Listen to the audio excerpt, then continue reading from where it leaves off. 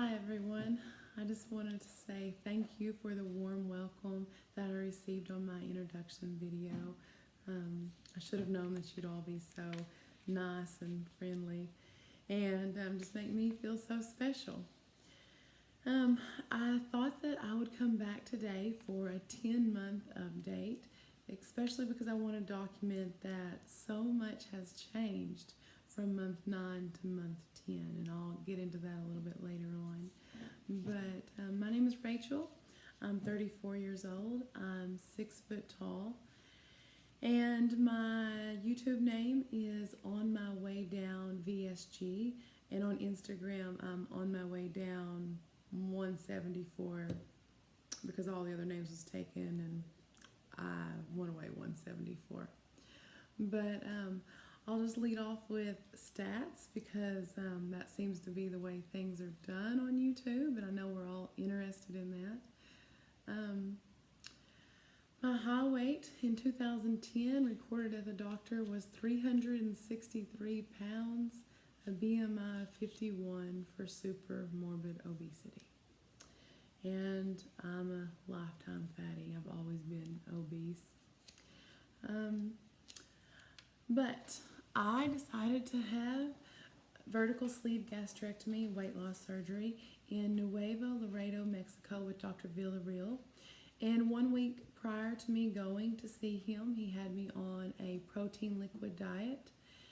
And the day I started that protein liquid diet, my weight was 326 pounds, BMI of 46. I'm just looking down at some notes here, so bear with me.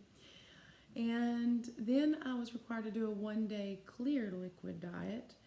And so when I had surgery on July the 6th, 2017, my weight was 319 pounds, BMI of 45. The day that means so much to me is January the 11th, 2018. That's the day that I beat obesity. So I'm no longer obese. And my current weight for my 10-month weigh-in is 188 pounds. So that is pretty amazing to me because my weight loss had really slowed down. I was losing in the double digits for the first 6 months really easily, like 12 plus pounds a month. I was working out every day. I'll get to my diet a little bit later on, but everything's pretty stable. But in January, February, and March, I lost 5 pounds each month, and it was really difficult just to lose 5 pounds. But in the last 30 days, I've lost 15 pounds, or 7.4% of my body weight. And so that's what I really wanted to document, is how this happened, what's going on, how did I break this, if you want to call it a stall, or how to speed up my weight loss, however you want to look at it. So about a month ago, I was watching Voodoo Queen, and she introduced me to Dr. Jason Fung and his research. And I was really skeptical at first because I did all kinds of crazy things to lose weight, and I'm trying to just have a really balanced diet, trying to just not do anything drastic. I am a food addict, and I have had lots of issues with binge eating, things like that in the past, so I'm trying not to go back to any kind of behaviors like that. So I'm trying not to do any crash diets. But Dr. Fung's research is so convincing, and I believe that Dr. Fung is the first doctor that really understands obesity. And so I just want to just explain a little bit so I don't forget down the road what Dr. Fung's research says. And he has over 100 years of research to back this up. But he just really explains how our bodies are so smart. And it seems so simple, and I should have known this all along. But every time, I would go on a diet before, I would go on a diet and I would drop my calories down to 1,200, 1,500, and I would work out like crazy. And every day that went on, it would get harder and harder, and I felt like I would get hungrier and hungrier. And Dr. Fung just goes to explain how that is the hormonal case. Like, our body is smart and wants to find ways to increase our caloric intake, and our body loves having extra fat stored on it for a rainy day, because that's the way that God designed us. Because from the beginning, God knew there'd be feast and famine, and so He designed us with this amazing storage mechanism. And my storage mechanism works really well. Really well. Probably too well, God. But anyways, I won't complain about that. So what the research shows is that when we go on a diet that is so low in calories, our body is so smart that it just decreases our metabolism to try to meet that number. And over 100 years of research show that as you go on a diet, your metabolism will just decrease and decrease, and it'll try to decrease to that 1,200 calorie mark that you're eating. And then it gets harder. You have to work out more, you have to eat less, and then your metabolism goes down even more, and it's just this vicious cycle until you just can't take it anymore. You go off the deep end, all your hormones cause you to binge like crazy, and then you start this cycle all over again. But what's interesting is the solution that Dr. Fung has came up with. And what he says is that low calorie causes this metabolism shift downward, but fasting, therapeutic fasting, actually increases your metabolism. One of the newest research studies showed that after 4 days of fasting, that your metabolism increases almost 15%. And everyone worries about muscle loss, but the truth is in the research it shows that you have the highest levels of growth hormone, which maintains muscle mass when you're fasting. And so that's not even true. And so even Olympic athletes are starting to train in the fasted state so they can have this huge growth hormone increase to rebuild the muscles they're breaking down when they're working out so hard. So much fascinating research going on in this area.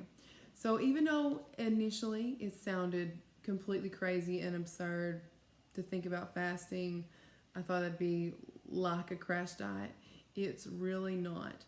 And to go a step further, of course, weight loss is my number one goal right now. But to go a step further, I want to incorporate this in my life forever, especially when I see the possible benefits to combat cancer.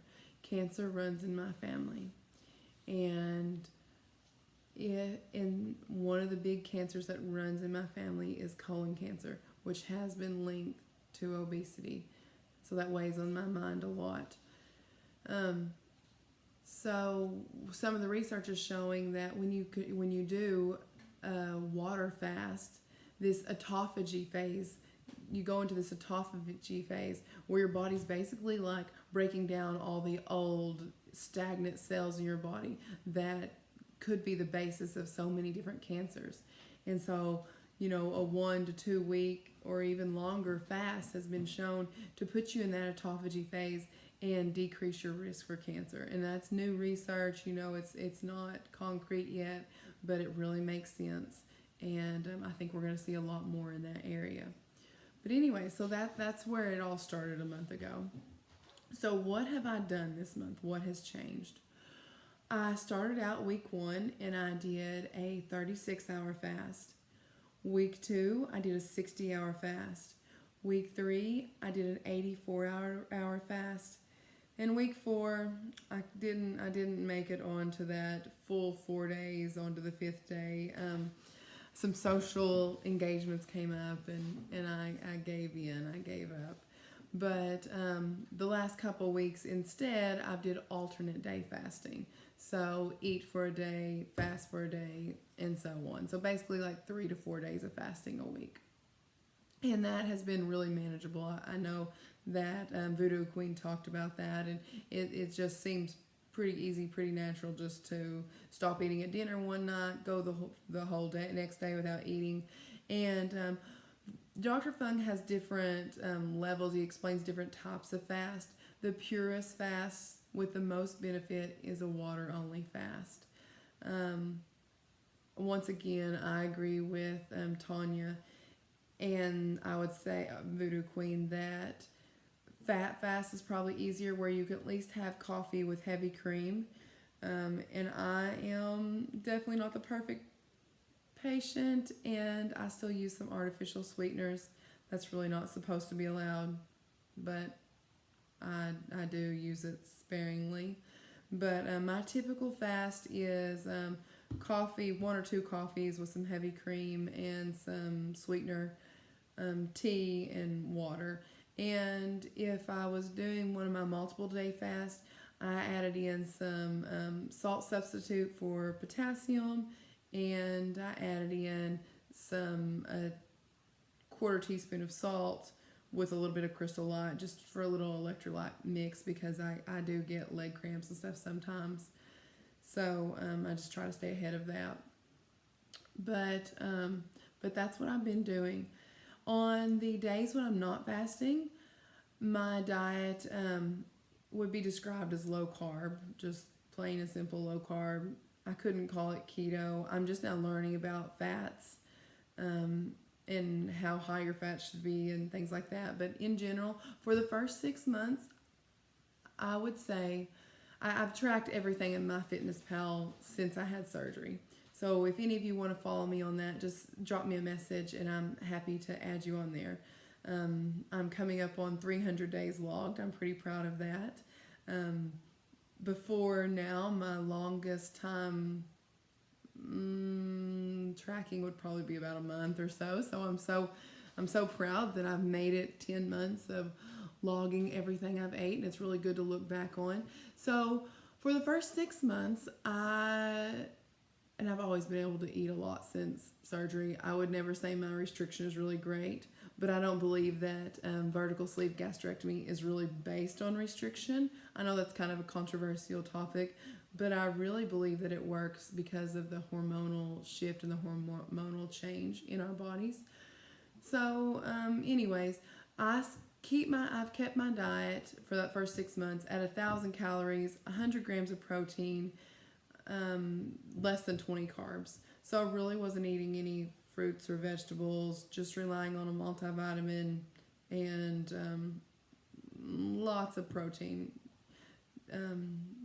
Really no carbs to speak of. But in January, I got a little bit more lax. I would say, I was looking back at the numbers just to see. I would say I probably had closer to 1,200 calories, 100 grams of protein again, and then 50 net carbs. And I started having like some strawberries, like a low carb, high fiber tortilla, just because I wanted to kind of help regulate my system. Started having some constipation issues. So I did want to get some more fiber in that way. And a few carbs because I got sugar-free fiber gummies. And so those have like 5 or 6 grams of fiber, and you get a couple carbs there, I guess from sugar alcohols or something. But anyways, it's been very helpful, and definitely want to stick with continuing to do that. So that's what I eat on the non-fasting days. And I just want to say, so you've heard what my results have been with fasting. The typical results that Dr. Fung says is you can count on a half a pound of actual fat lost on every day that you fast. And so that's definitely something I want to continue. So my goal, as most of you know that follow me on Instagram or watch my introduction video, my goal is to have a normal BMI of less than 25, so that if and when my son needs a liver transplant, I'm his match. I meet every requirement except for having the BMI of less than 25. And so, since I'm 6 foot tall, when I weigh 179 pounds, I will have a BMI of 24.98 and I will qualify. So that's my biggest goal. So that is only 9.5 pounds left to lose. So I'm pretty excited about that and about the possibility. Before I started fasting, I thought the possibility, I didn't even know if it would be possible for me to get to my goal weight by the end of the year. And now I'm thinking, like, I wonder if I could do it before I come to meet all of you at WLFSA.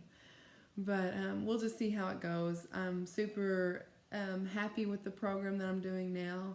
And I'm reading all of his books, so I look forward to sharing a book review with you with all of the research and all the details. I haven't made it through it all yet. But thank you for listening, and thank you for allowing me to go along and be on this journey with you. And as I always say, if you keep God in your head and in your heart, then you'll always be successful. Thanks, guys.